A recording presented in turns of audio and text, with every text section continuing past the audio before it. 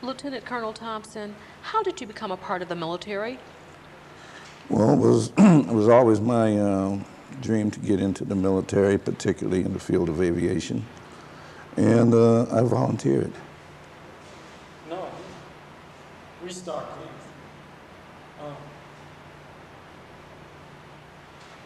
Start. Lieutenant Colonel Thompson, how did you become a part of the military? I volunteered. When I went into the service, I volunteered my service. I had registered for the draft, and at the same time, like many other young people around the country, Okay, it's a bust. We gotta restart because the mic. You okay now? Okay, it's good. maybe my voice isn't going across good. Okay, we're gonna start again. All right, start. Lieutenant Colonel Thompson, how did you become a part of the military? I volunteered for the service. I registered for the draft, and I was anxious to get into the Air Corps back in those days, and I just volunteered for the Army Air Corps. It was a lifetime dream, like many other young people in the country. After Lindbergh flew across the ocean, everybody was enthusiastic about flying, and I was one of those who was enthusiastic about flying. I had quite a bit of experience. I attended Carnegie Tech glider school before I went into the service, and I was in high school at the time. I attended the Pittsburgh Institute of Aeronautics when they first organized. So my desire was to follow through on some kind of aviation career. What were you trained to be in the military? I was trained as the armament person. My training had to do with machine guns, cameras, and bombs, this type of thing. The weaponry that's on aircraft, that's what I was trained to teach, and also to instruct the cadets and personnel to use them, keep them up. Where were you initially trained, Lieutenant Thompson? My training started at Chanute Air Force Base, which is actually the home of the blacks in the Air Corps.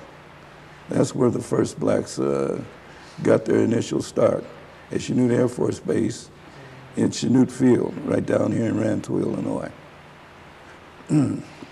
Did everyone in your class graduate? If they didn't, why not? Well, in my class, there were 6 aviation cadets and 250 enlisted men. A portion of the enlisted men were assigned to airplane mechanics. A portion was trained as armament men, and some were trained as communications men. And we only lost 1 cadet out of that class that I was in. There were 6 of us originally, and we lost 1. Colonel Thompson, when did you complete your basic training, and to what unit were you assigned? I completed my training at Chanute Air Force Base down at Rantoul, Illinois. And upon completing my training, I was assigned to and shipped down to Tuskegee, Alabama, to Tuskegee Institute, where the aviation cadets were in training down there at Moton Field. Was there any morale problem in that unit? Which unit? The one at Tuskegee, or where I came from? Where you came from? Well, no, except for the fact that at Chanute Field, it was an old field. It was a field designed primarily for training ground personnel. And the air base had running through the air base was a railroad, and I was going to say the typical setup where we're on one side of the railroad, blacks were, it was a segregated field. We were on one side of the field, and white cadets were on the other side of the field. How about Tuskegee? Well, Tuskegee, when I was shipped down to Tuskegee, there were only 13 black cadets down there. And Actually, there wasn't anything on the base at all when I went down there. The first building had been built when I was sent down there. So there was nothing to segregate. Colonel Thompson, what kind of aircraft did blacks fly and maintain in World War II? Well, the first organization we had in World War II for combat purposes, I'm answering this question from the standpoint you're talking about combat. Yes. Our first aircraft was a P-40. That was a fighter aircraft, same aircraft that General Chennault used in China. They called the Flying Tigers. It was the very same type. In fact, our first ones were from Chennault's outfit. They were old, with a lot of oil leaks and a lot of problems, and we had to straighten them out. We got them, they were shipped into Tuskegee about 3 or 4 at a time, until we had about 7 or 8 of them. Did the black service crews on the bombers?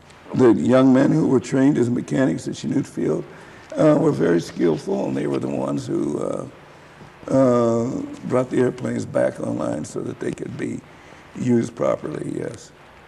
Okay. Did they serve as crew and bombers at Tuskegee also? Did they service bombers at Tuskegee? We didn't have bombers at Tuskegee. I might be mistaken there. I was just thinking, we did have B-25s later on near the end of the war, yes. But my experience when I was at Tuskegee, we didn't have any bombers. I didn't come in contact with any bombers that were serviced by African Americans or flown by African Americans until after the war was over. And I first came in contact with them at Garment Field in Kentucky. Colonel Thompson, did you serve overseas? Yes, I did. I served with I went overseas with the original 99 Fighter Squadron, and I stayed there until the war was over. Colonel Thompson, what were some of your personal experiences? Can you comment on any heroic or memorable combat experience you had or that you knew about? And what did you learn about the event if you were not directly involved in that? My own personal experiences? Heroic? I can't think of any heroic experiences except that perhaps the very first rockets that were put on airplanes, fighter planes during World War II, were put on by the guys in the 99 Fighter Squadron under my jurisdiction. I came to the conclusion that since we were running into tanks on the highway and our machine guns weren't doing anything, the best way we could disable a tank was to start firing at a tank, approaching it from the back and firing on the ground and working up to it and let the rounds ricochet up into the engine. But then later I saw how the bazookas that the infantrymen were using, how effective they were. So I was able to get a couple bazookas and then some rockets, and we attached them to P-40s, and we used them. We didn't use them regularly as a weapon, but we did have an opportunity to test them. But by the time we got them on good and ready to use them, they brought over some P-47s with rockets already attached. Colonel Thompson, how was the relationship between the officers and the enlisted men, and can you give any specific experience? You're talking about on our own base, or I don't quite understand the question. I mean, the relationship between the officers and the enlisted men at Tuskegee? At Tuskegee. The airmen. You know, well, I have to, there's a difference. Once we were at Tuskegee, we had no problems that I could recognize. I didn't recognize any problems because most of the personnel, with the exception of the flight instructors at Tuskegee were white, but there were so few of them. And then when we got to Tuskegee and got our own organization established, we were able to institute nothing but black personnel in our table of organization. Colonel Thompson, do you think that you or your commanding officers were aware that your performance might affect the fight for civil rights? Well, it all started because the fight for civil rights. We had to depend on organizations such as the Urban League, NAACP, our black press to get us in. And of course, they used that as a double-edged sword. They were fighting for civil rights as well.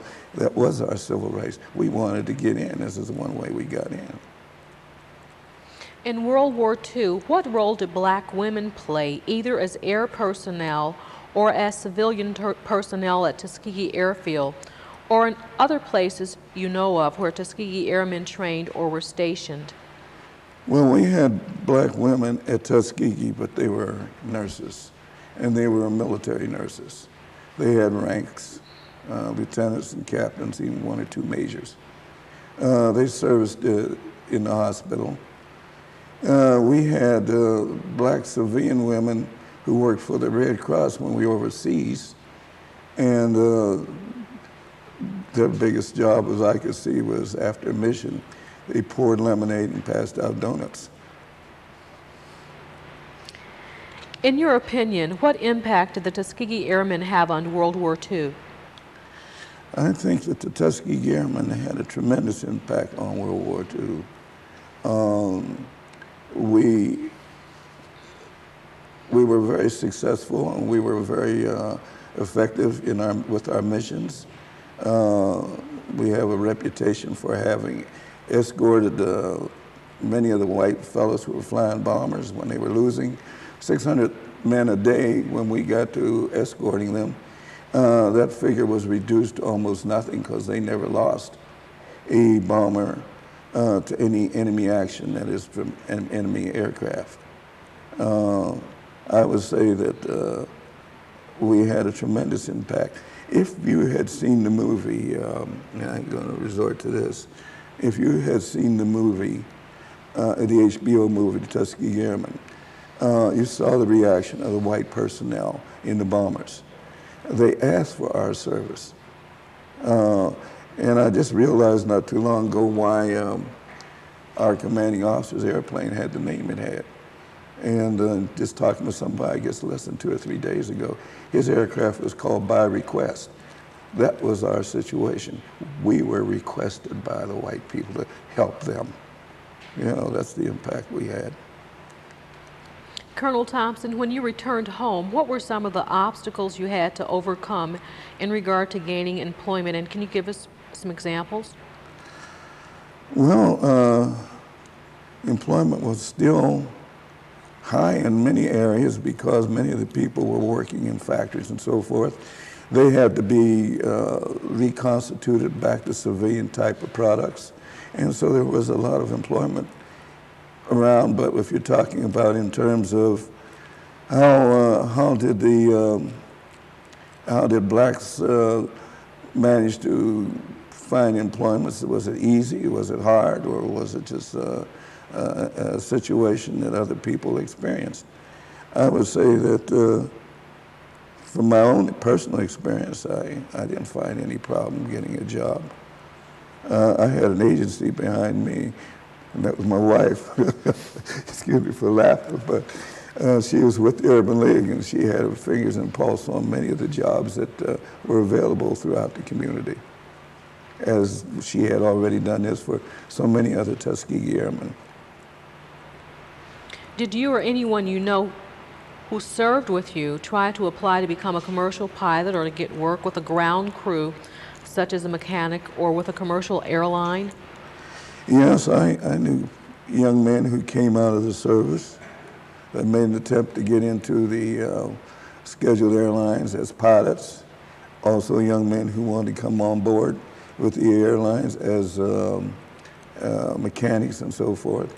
But those opportunities did not open immediately to them. Finally they did, but it was just sporadic that now and then. I know I was affiliated with United Airlines, and I can recall they had one black who applied for a mechanic. And then I know that Bill Norwood, who recently retired from United Airlines. I can remember when he got on, and after that, many other airlines start hiring. They got jobs, but today you don't find too many of the Tuskegee Airmen, the original Tuskegee Airmen, in jobs on the airlines. But you will find their sons and daughters. This I know to be a fact. Colonel Thompson, why are you still involved with the Tuskegee Airmen? And in what capacity are you involved with the Tuskegee Airmen? I was the president at one time, and president emeritus, I guess you would say, of the Chicago chapter of the Tuskegee Airmen.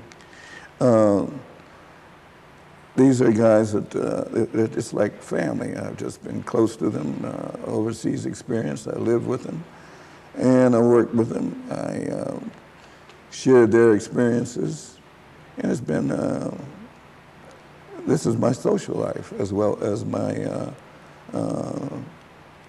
community effort. I work with these guys in the community.